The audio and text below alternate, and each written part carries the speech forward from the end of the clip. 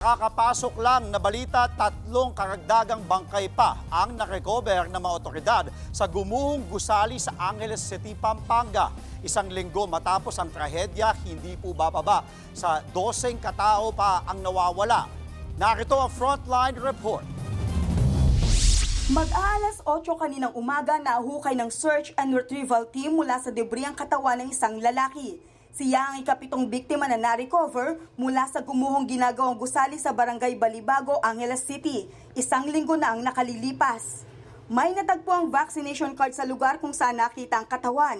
Ayon sa mga opisyal, posibleng makatulong ito sa pagkilala sa biktima.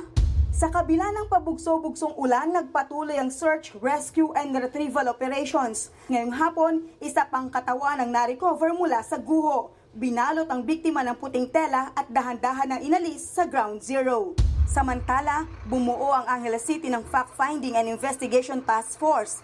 Layo nitong magsagawa ng investigasyon upang makatulong sa pagbuo ng rekomendasyon at maiwasan ang kahalintulad na pangyayari.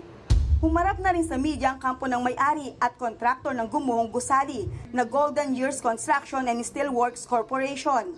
Handa raw sila na tumulong sa mga nabiktima at makikipagtulungan sa investigasyon. Sasagutin po ni contractor ang lahat ng funeral, burial, and all other necessary expense para dito sa mga pamilya at para makatulong po.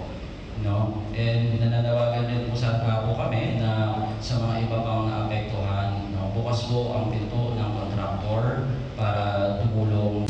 Nagbabalita mula sa Frontline, Maylin Valencia, News 5. Mga kapatid, Andre Felix po, iba na ang may alam at may pakialam sa panahon ngayon.